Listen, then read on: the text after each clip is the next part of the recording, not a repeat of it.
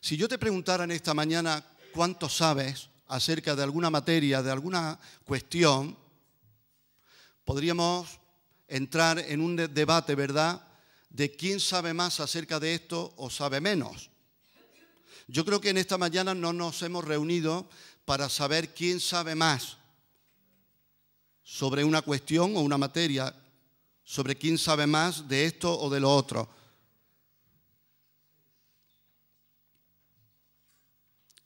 A veces nuestras madres nos han dicho desde niños, ¿verdad?, cuando nos han enseñado algo o han remarchado alguna cuestión en nuestra vida, nos han dicho para que lo sepas bien, para que te enteres. ¿Te lo han dicho eso alguna vez? Y estaba recordando también en cierto programa hace ya años, cierto escritor que se levantó del programa de televisión, se levantó del plató en directo y se fue porque se estaba hablando sobre muchos temas y él ya ofendido se levantó y dijo: yo es que he venido a hablar de mi libro. Eso es famoso. ¿A alguien le suena? Se levantó y se fue. Pues bien, yo no he venido a hablar de mi libro, ni de tu libro. Yo he venido a hablar del libro.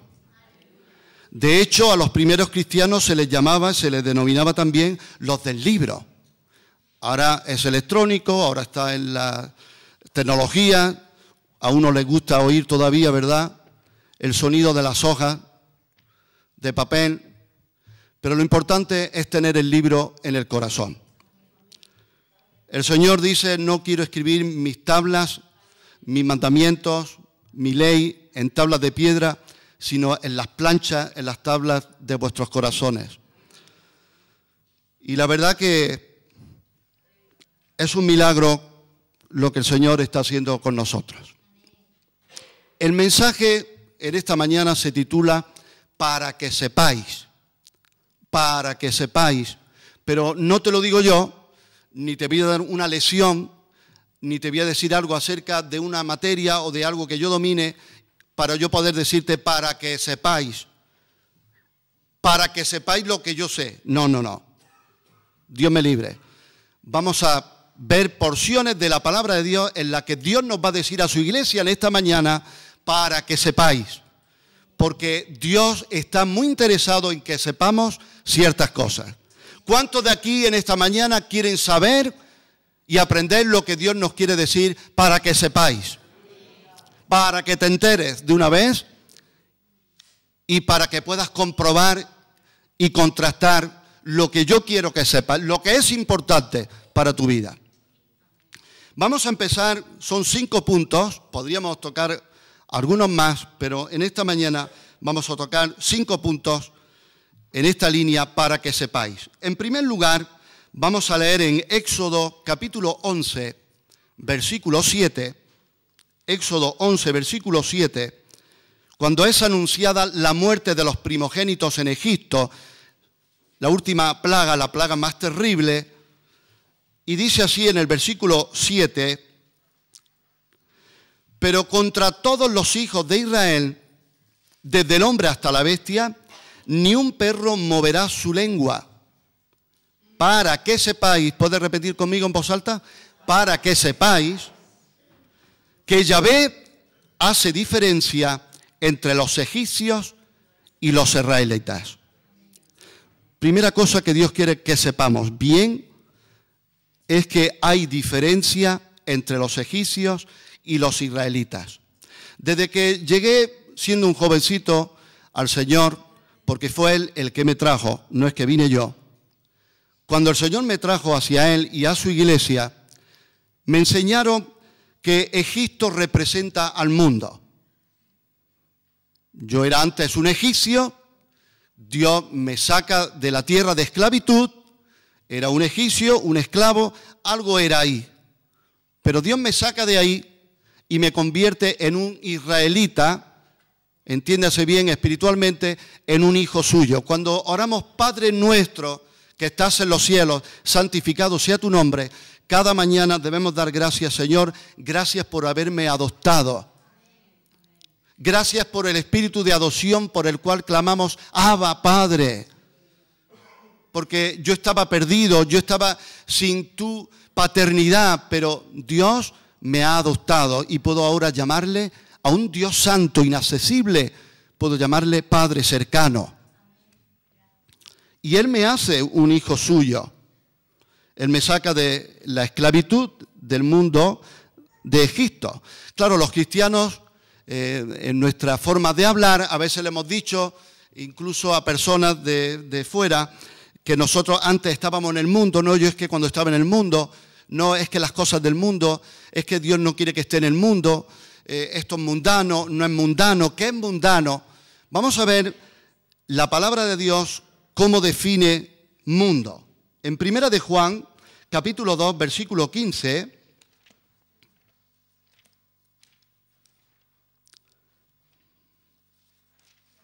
¿cuántos están aquí? Digan amén. Primera de Juan está justo antes de Segunda de Juan. Primera de Juan 2, versículo 15. A veces, recuerdo en unas conferencias, se dijo una porción de la Escritura en un profeta de estos raros, ¿verdad? Que a veces no leemos. Y yo buscando en mi Biblia y no lo encontraba, ya los sudores, pastores al lado y ya te viene de toda la cabeza. Y si me están viendo, me están mirando, el pastor no sabe dónde está Abdías o dónde está Nahum, o dónde, y ya un pastor con más trayectoria se me acercó y me dijo, tranquilo, a mí me pasa también. Mira en el índice.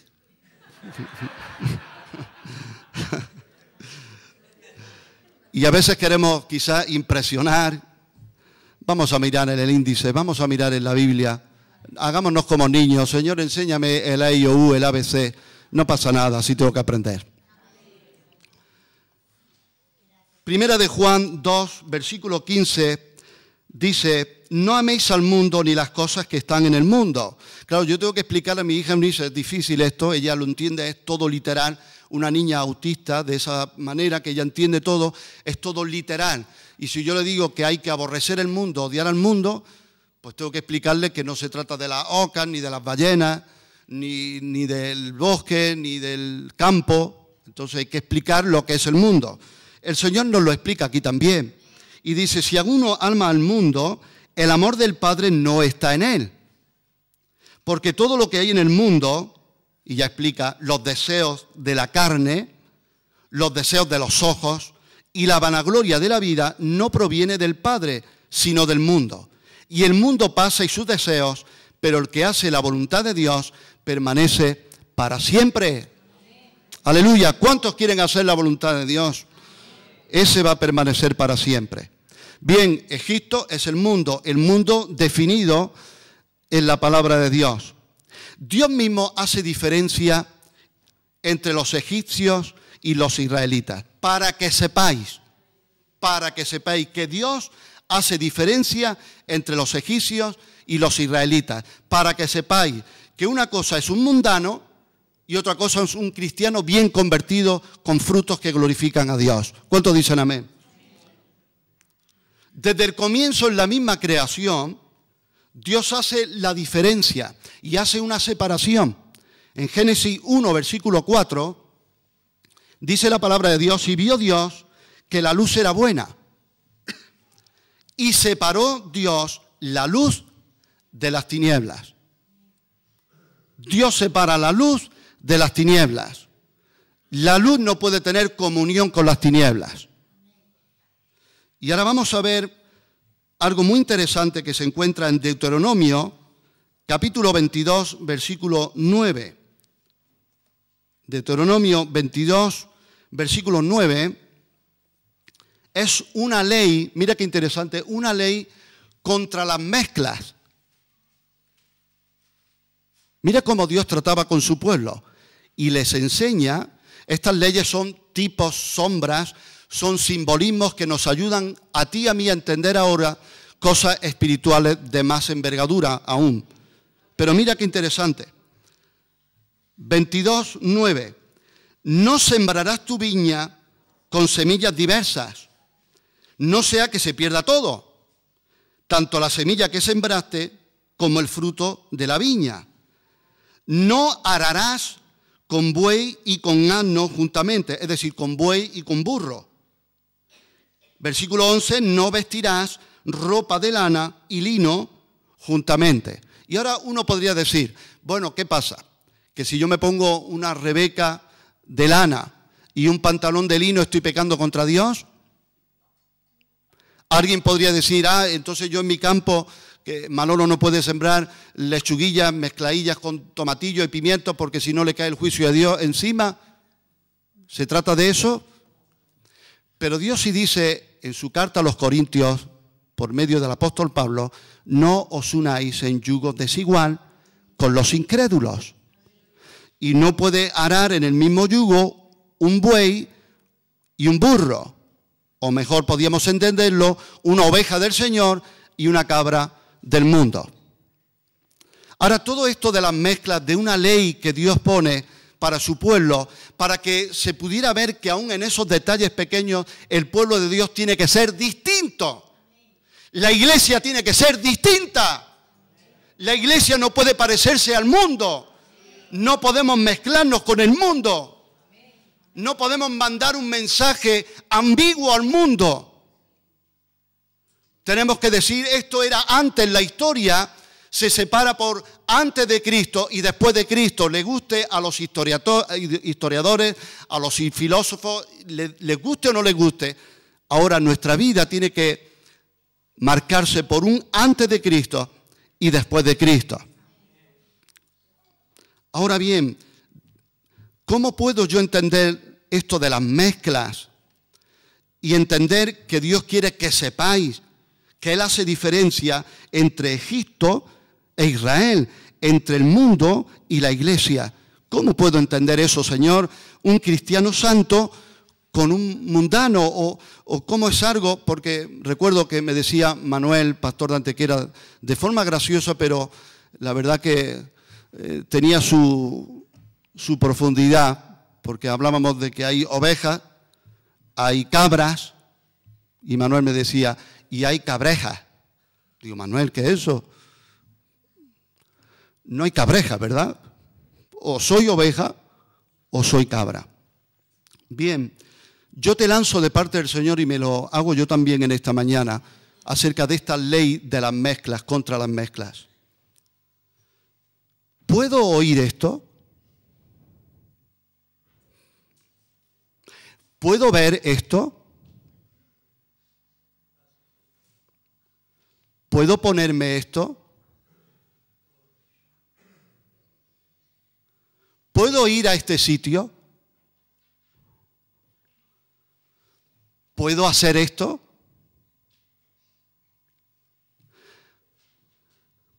Seguro que si yo te dijera respuestas, o tú a mí, a estas preguntas, es lo más posible, lo más seguro es que íbamos a chocar. Y diríamos, no, es un choque generacional, no es tu mentalidad, no es como tú lo ves, no es tu conciencia. Sí, la Biblia habla de las conciencias, habla de conciencia débil, habla de conciencia holgada, habla de conciencia cauterizada. Ahora, ¿quién dice cómo está la conciencia de cada uno? Yo creo que un buen ejercicio que podemos hacer la iglesia del Señor en estos tiempos es decir, Señor, dame luz cuando reciba tu palabra, dame luz. Dame revelación de tu palabra y dame una sensibilidad por tu Espíritu Santo para que cuando oiga esto, vea esto, me ponga esto, o vaya allí, o haga esto, tu Espíritu Santo me inquiete, me alarme y me diga, ¡no! O me pueda decir, sí, adelante, voy contigo, estoy contigo. ¿Cuántos dicen amén?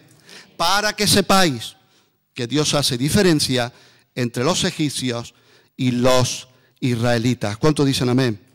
Segundo, vamos al Evangelio de Marcos, capítulo 2, versículo 1.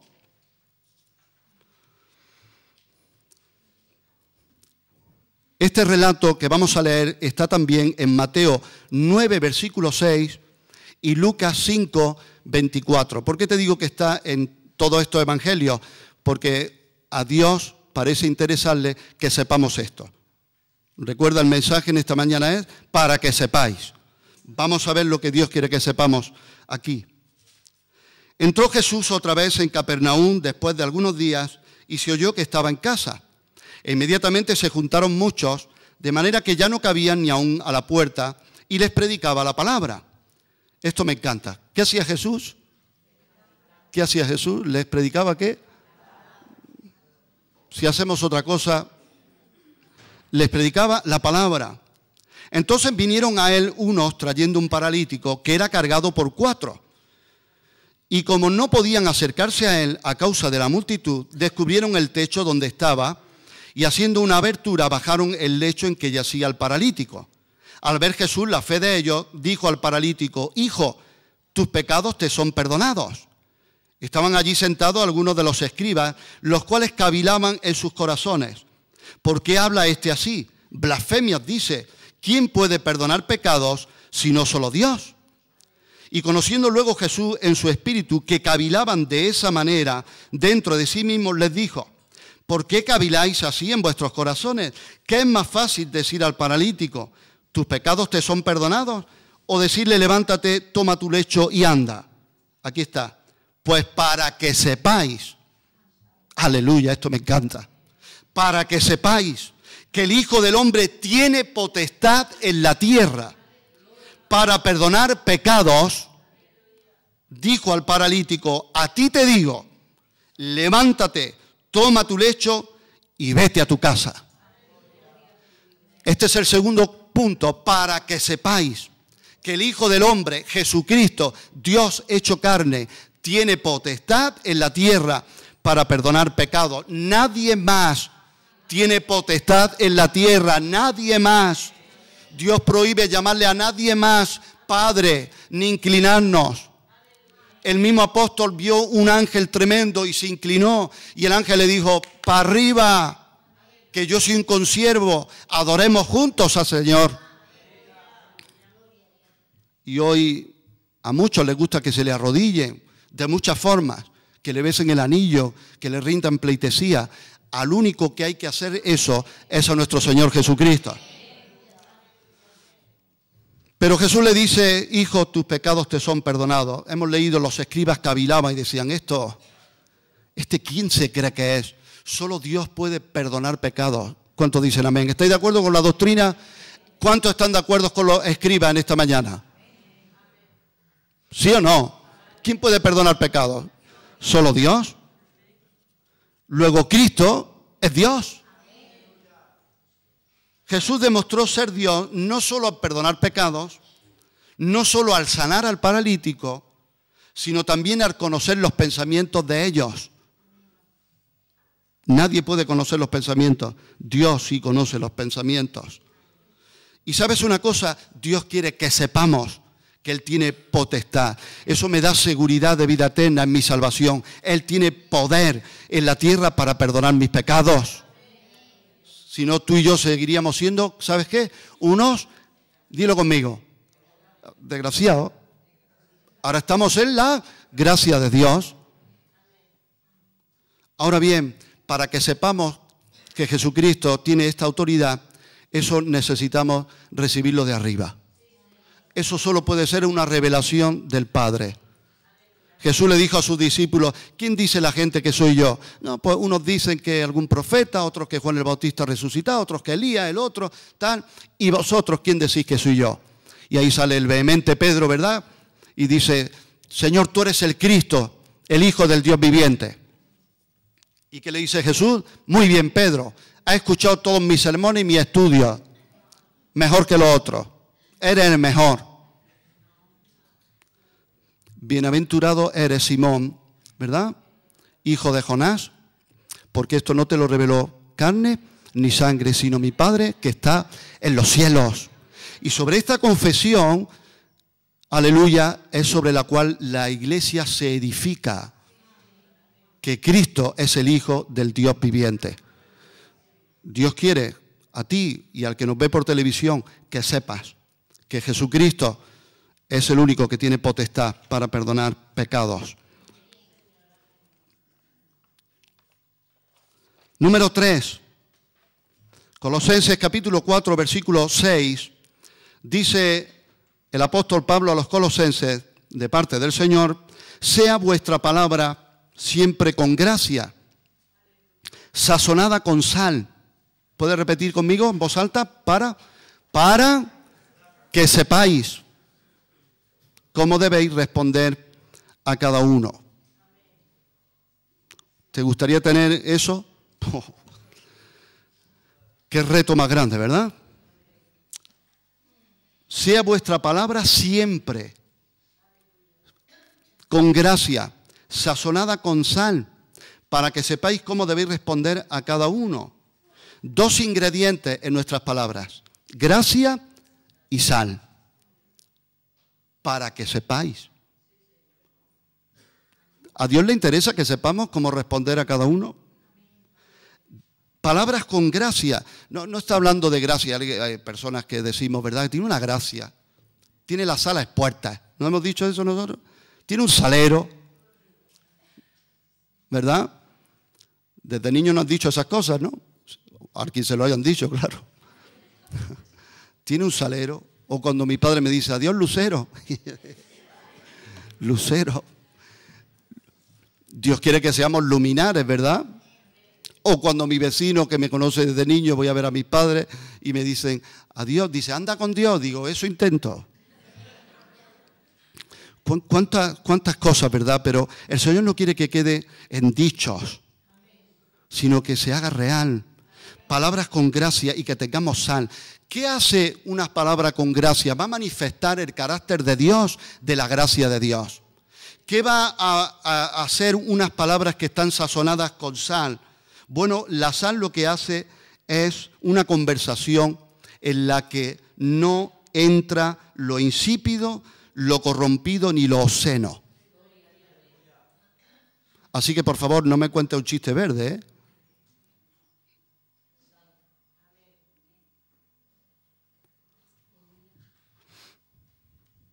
Qué silencio, ¿no? Estoy pensando, deme otro ejemplo, Señor, para salir de aquí. Hay muchas conversaciones corrompidas, ¿verdad? Que no necesitan ser un chiste verde. Sal. La sal se echaba en los sacrificios. En cambio, los que adoran a dioses paganos, a demonios, en esa magia negra y se adora a espíritus de muertos y todo eso, se hacen comida y se echan salsas dulces y el Señor quiere sal, que habla del sacrificio, del espíritu de sacrificio. Hay que sacrificar, hay que tener espíritu de sacrificio para no...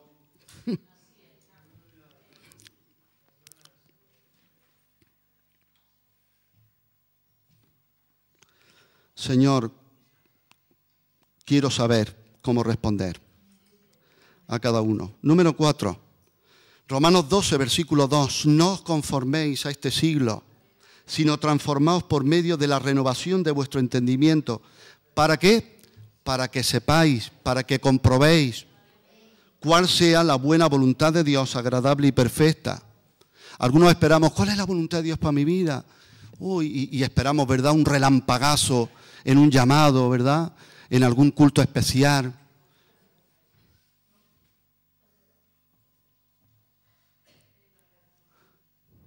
Yo no lo arriesgaría todo a eso solo, ¿eh?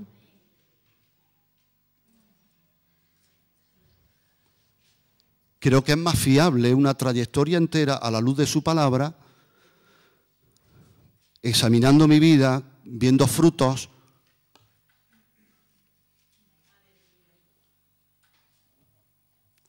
Es un proceso continuo de transformación. De ahí viene la palabra metamorfosis. Los gusanos de seda de mi niña ya están todos en los capullos. Ya se están haciendo ahí mariposas. Y el imperativo está en presente continuo. No amoldarse al esquema, al sistema, criterios, actitudes de este siglo. Eso nos va a ayudar a saber, para que sepas, para que compruebes cuál es la voluntad de Dios. Bien, algunos podrían decir, bueno, José Manuel, no es tan difícil saber cuál es la voluntad de Dios cuando tengo que elegir entre lo sucio, lo oscuro, lo claramente manifiesto, que es malo, que desagrada a Dios, y algo tan blanco y tan puro. Pero ¿cómo puedo hacer? Señor, ¿cómo puedo discernir, saber, comprobar tu voluntad cuando me veo en una situación en la que tengo que elegir posiblemente entre dos cosas buenas?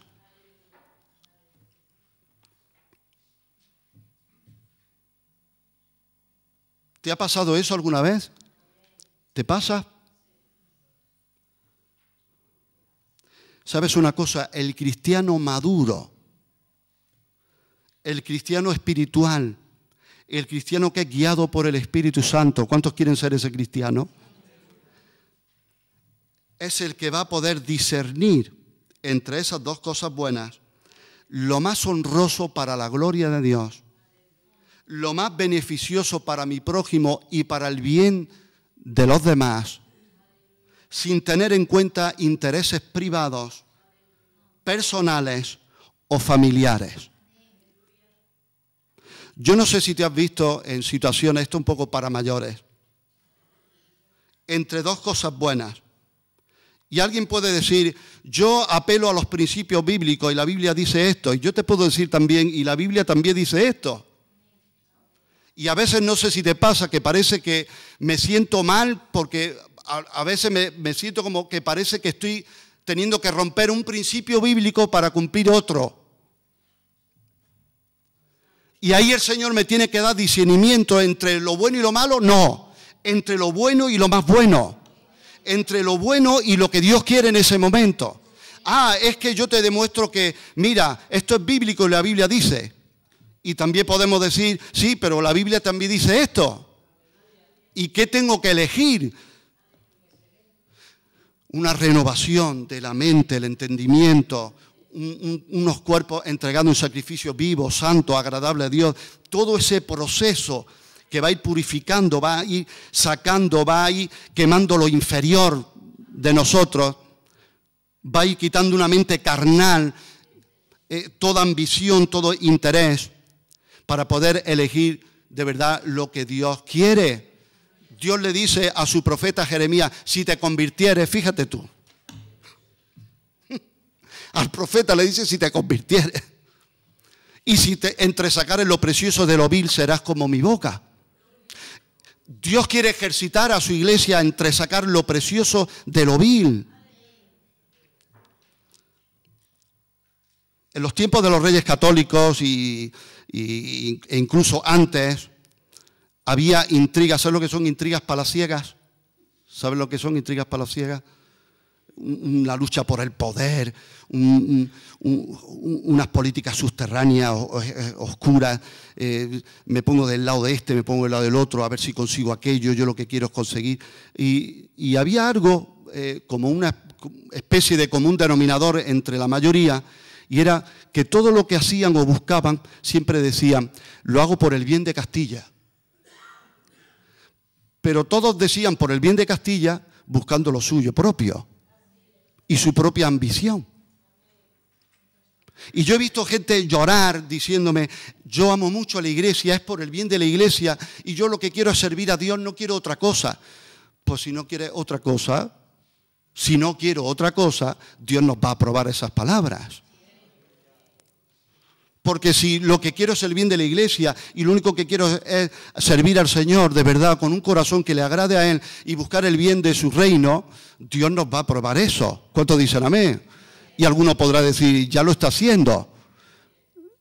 Eso lo hace el Señor ahí, en nuestras vidas, para que sepáis cuál es la voluntad de Dios. ¿Se ha entendido algo? ¿Se entiende? Ya no es para que sepáis que es el mundo ir a este sitio, hacer esas cosas feas.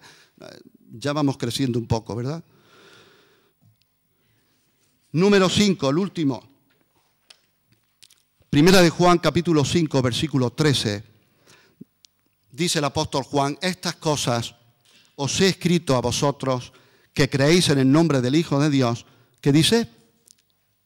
¿Lo puedes decir alto? Para que sepáis que tenéis vida eterna y para que creáis en el nombre del Hijo de Dios.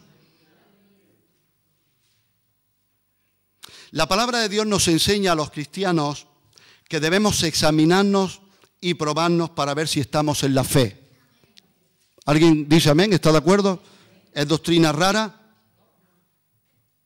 Segunda de Corintios 13, versículo 5, dice, examinaos a vosotros mismos si estáis en la fe, probaos a vosotros mismos.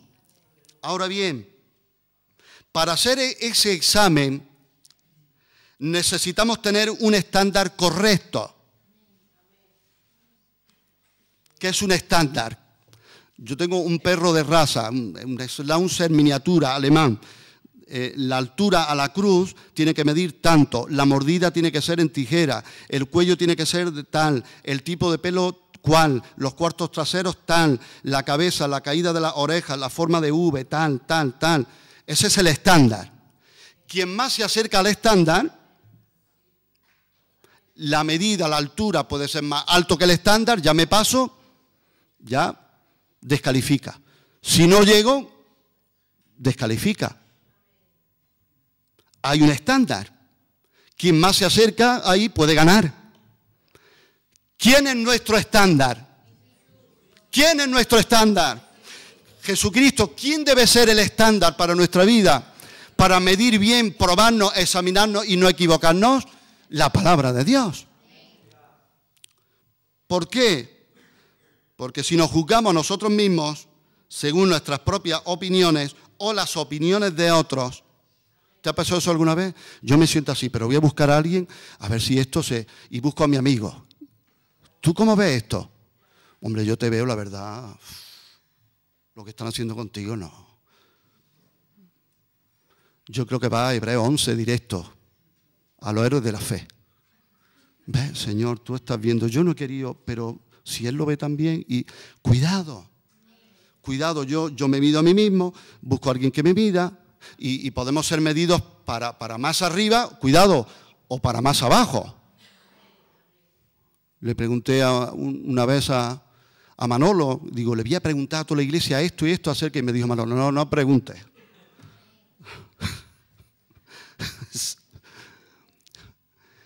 ¿A quién preguntamos entonces? Vamos a ver el estándar, la palabra de Dios. Mira, en concreto, la primera epístola de Juan es ideal, llévatela, estúdiatela en tu casa, ideal para este propósito. Nos va a mostrar marcas y características de una conversión de verdad. ¿Cuántos quieren saber aquí si están convertidos de verdad? ¿Cuántos quieren saber si de verdad son cristianos nacidos de nuevo? ¿Cuántos quieren saber si es auténtico o es falso lo que estoy viviendo? Primera de Juan. Y vamos a hacer un recorrido muy rápido. En Primera de Juan vemos marcas y características. Te voy a decir rápido. Una, el cristiano anda en luz. Primera de Juan 1, versículo del 5 al 7. Segundo, el cristiano es sensible a su propio pecado y lo confiesa. Primera de Juan 1, del 8 al 10. Si alguien no puede tomar notas, si voy rápido, se está grabando y además luego te lees Primera de Juan en tu casa entero.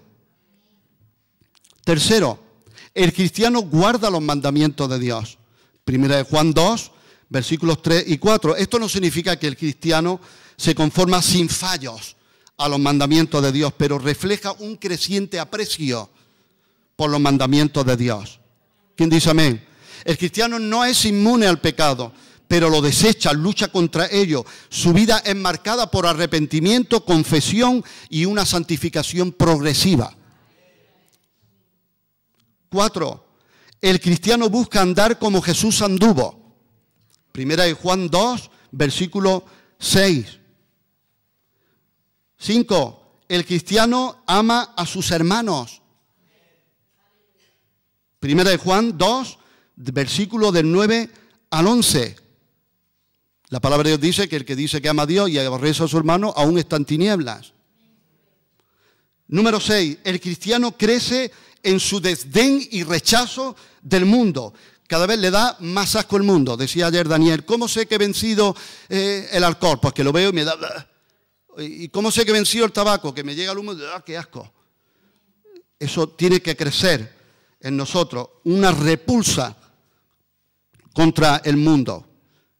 Primera de Juan 2, 15 al 17. Número 7. El cristiano persevera en la enseñanza y prácticas dadas a la iglesia por Cristo y sus apóstoles. Juan 2, versículo 19. Número 8. El cristiano practica la justicia. Primera de Juan 2, 29. Número 9. El cristiano se purifica a sí mismo. Primera de Juan 3, 3. Número 10. El cristiano cree y confiesa que Jesús es el Cristo, el Hijo de Dios y el Salvador del mundo. ¿Cuántos dicen amén? Primera de Juan 4, 2. Número 11. El cristiano cree el testimonio de que Dios le ha dado vida eterna por medio de su Hijo Jesucristo. Primera de Juan 5, del 10 al 12. Y número 12. El cristiano está sujeto a la disciplina paterna y amorosa de Dios. Hebreos 12, del 5 al 11. Así que el Señor dice también, punto número 5, para que sepáis que tenéis vida eterna. ¿Cuántos creen que es importante saber que tengo vida eterna? A ver si me creo que tengo y no lo tengo. Yo no, Señor, líbrame de meter dudas y reprendo todo espíritu. Señor, reprende al diablo en esta mañana, que no venga ganando ventaja alguna y condenando ni haciendo dudar de la fe en la que estamos. Pero el Señor sí quiere también que nos afirmemos, que seamos de verdad, que examinemos si estamos en la fe, que no esté engañado. Recuerdo que Daniel nos dijo antes de una predicación, unas conferencias a los pastores, tenemos una cosa muy buena en nuestra obra, y es que sabéis que estamos muy mal. ¿Y eso es bueno? Dice sí, porque lo sabemos. En otros sitios ya no lo saben. Y es dramático y es horrible, es trágico que una persona se pierda. Pero también es trágico, igual o más, creer que estoy salvo y no serlo. Y el Señor viene aclarando las dudas para que sepáis que tenéis vida eterna. Os he escrito estas cosas para que sepáis. Entonces yo me leo toda la epístola de Primera de Juan y ahí examino, no me miro yo por mí mismo, no busco a a ver qué me dice, porque nosotros, ¿verdad? Tenemos nuestros momentos, y hoy día te quiero, mañana ya no te quiero tanto, yo creía que es precioso, ya no te veo tan precioso, y yo me veía así, ya no me veo. Somos muy volubles, muy cambiantes. ¿Es verdad o no es verdad? Pero como la palabra de Dios permanece para siempre, el Señor es inmutable, su carácter es inmutable. Entonces ahí nos aseguramos. Primera de Juan, la leo entera y Señor, háblame, revélame, ¿estoy en la fe? ¿Estoy de verdad convertido? ¿Tengo vida eterna? Aleluya. Gloria al Señor. ¿Cuántos de aquí en esta mañana quieren salir diciendo, Señor, quiero saber? Tú me has hablado en algunos de estos 5 puntos para que sepáis. Para que sepáis. ¿Cuántos quieren saber? Aleluya. Si tú quieres ser uno de ellos, yo te voy a pedir que te pongas de pie ahí donde estás. Y que Dios me libre de usar esto como una forma de manipular, de hacerse sentir de una manera o de otra. Yo no te quiero mover a ti. Yo quiero que el Señor nos mueva a cada uno en nuestros corazones. Pero es una muestra externa de lo que nuestro interior dice en esta mañana. Señor, yo quiero saber. Voy a pedir, por favor, a los diáconos que pasen aquí conmigo. Vamos a hacer algo especial. Vamos a terminar el culto de esta forma que el Señor me ha guiado. Los diáconos y responsables de células. Por favor, los varones responsables de células, por favor, venid, ayudadme. Vamos a estar aquí orando por la iglesia. Podéis poner aquí al lado mío y vamos a mirar a la iglesia y vamos a orar algo bíblico. ¿Qué te parece? ¿Hacemos algo bíblico? ¿Te parece bien? ¿Sí? Vente conmigo, Efesios. Capítulo 1. Versículo 16. Esto vamos a hacer ahora los siervos de Dios. Lo siento, no somos el apóstol Pablo, lo sabemos. ¿Alguien se cree apóstol Pablo? ¿Verdad? No, yo tampoco. Pero vamos a hacer algo bíblico. Dice, versículo 16, no ceso de dar gracias, dice Pablo a los Efesios, y nosotros decimos a los granadinos, no ceso de dar gracias por vosotros, haciendo memoria de vosotros en mis oraciones. ¿Para qué? Para que el Dios de nuestro Señor Jesucristo, el Padre de gloria, os dé espíritu de sabiduría y de revelación en el conocimiento de Él, alumbrando los ojos de vuestro entendimiento, que dice, para que sepáis cuál es la esperanza a que Él os ha llamado y cuáles las riquezas de la gloria de su herencia en los santos. Vamos a levantar nuestras manos al Señor, vamos a cerrar nuestros ojos. Yo voy a orar, como aquí oró Pablo, yo quiero orar de forma sencilla por vosotros, por nosotros, los unos por los otros. Y luego voy a pedir a algunos de estos hermanos que oren algunas cosas puntuales. Levanta tus manos al cielo, esperando recibir de Él, no de nosotros. Cierra tus ojos, mira al Señor, y yo quiero orar. Señor, en esta mañana queremos hacer nuestra esta oración también. Doy gracias por mis hermanos de la iglesia de Granada. Doy gracias por sus vidas. Y pido que el Dios de nuestro Señor Jesucristo, el Padre de gloria, os dé ahora espíritu de sabiduría y de revelación en el conocimiento de Él, en el nombre de Jesús. Alumbrando, Señor, te rogamos que vengas alumbrando a tu iglesia, a esta congregación tuya que solo tú has comprado con tu sangre. Alumbra los ojos del entendimiento para que sepan, para que sepamos cuál es la esperanza a que Él nos ha llamado. Señor, trae revelación de cuál es la esperanza a que tú nos has llamado y cuál es la riqueza de la gloria de su herencia en los santos. Te lo pedimos unidos en el nombre de Jesús.